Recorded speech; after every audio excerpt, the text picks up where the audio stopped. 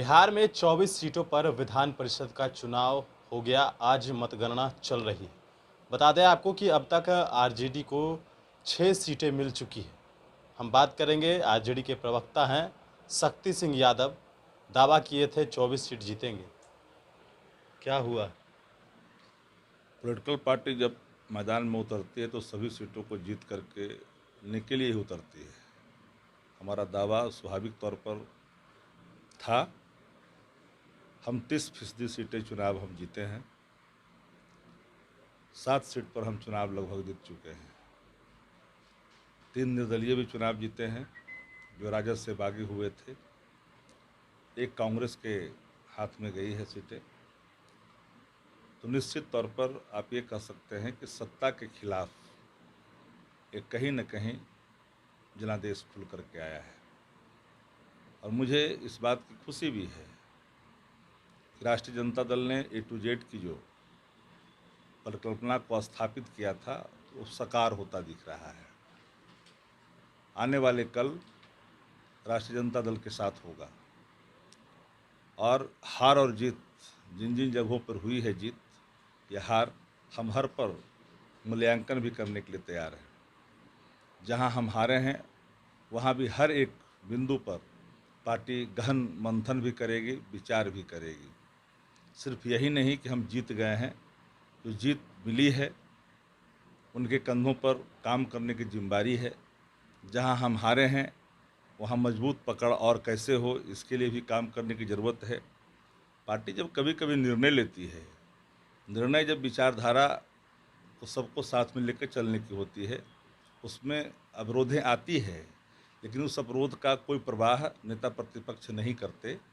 निश्चित तौर पर हमारी कल्पना ही वही है कि एक सर्वांगीण विकास देने वाली सरकार हो, जो कार्रवाई वाली हो, सुनवाई वाली हो, जन आकांक्षाओं पर खरा उतरे, पलायन को रोके, बेरोजगारी को दूर करे, महंगाई पर नकेल कसे। इन सवालों को लेकर के हम चले हैं।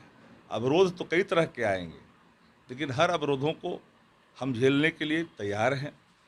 राष्ट्रीय जनता दल के नेता आदरणीय तेजस्वी जी ने जो रेखा खींची है, आने वाले कल में वो रेखा बड़ी लकीर के रूप में बिहार के सामने होगा। तो जनता के लिए स्वीकार है। तो हार और जीत तो होती है चुनाव में, और जो सीटें हमने जीता है, और कई सीट, एक सीट अब गोपालगंज में देखिए कि वो सीट हम 17 मतों से ज़बरदस्ती हराया गया। जबरन हम रिकाउंटिंग की मांग करते रहे, लेकिन शासन नहीं सुना। हम चूँकि जबरन जो बैलेट को कैंसिल किया गया, उस पर जो मेरी आपत्ति थी वह भी नहीं सुनी गई। वो सारे सवालात हैं। उन सवालातों को हम जेहन में लेकर के आगे बढ़ने की कोशिश करेंगे। लेकिन ये जनता दल यू से हम बहुत आगे हैं, 1.5 गुना से आगे हैं। इसलिए जनता दल यू तीसरे नंबर की पार्टी थी, वो तीसरे नंबर की पार्टी है। थके हुए मुख्यमंत्री हैं, हताश हैं, निराश है, कंस्पिरेसी से चुनाव जीतते हैं। कई जगहों पर उन्होंने चुनाव जो जीता है वो कंस्पिरेसी के माध्यम से चुनाव जीता है। धन बल का पूरा प्रयोग किया है, सत्ता का दुरुपयोग किया है।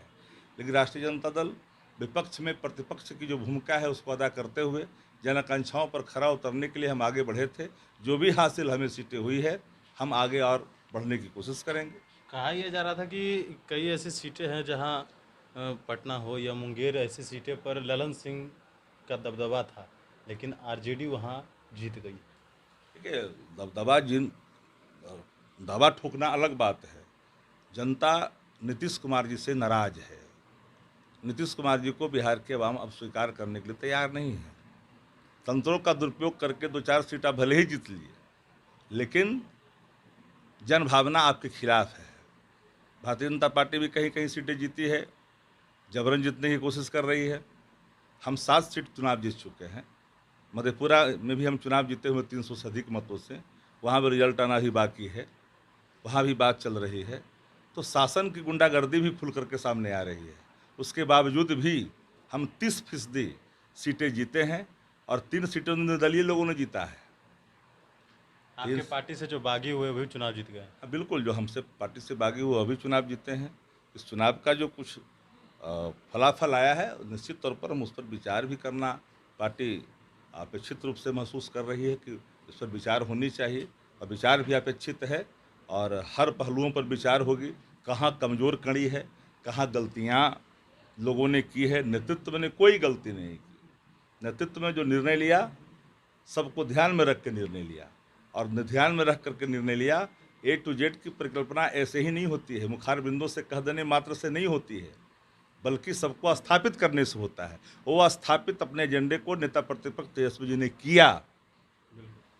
तो ये थे हमारे साथ आरजेडी के प्रवक्ता शक्ति सिंह यादव। इन्होंने कहा कि A to Z के जो परिकल्पना तेजस्वी यादव इस बात को लगातार कहते हैं कि A to Z के समीकरण पर आरजेडी चलेगी, और ये M/Y जो लगातार कहा जाता था कि आरजेडी M/Y समीकरण पर चलती है, लेकिन तेजस्वी यादव ने लगातार इस बात को कहा है। और जो इस बार एमएलसी चुनाव में सीटें दी गई थी, तो वो भी आपको तस्वीरें याद होंगी कि किस तरीके से तमाम लोगों को टिकट दिया गया था। और अब इनका दावा है कि आने वाले समय में आरजेडी का ही समय होगा, और जिन सीटों पर इन्होंने हारा है या जीता है, उन सभी सीटों पर मूल्यांकन जरूर करेंगे। बड़ी स्पोर्ट नेशन के साथ नमस्कार।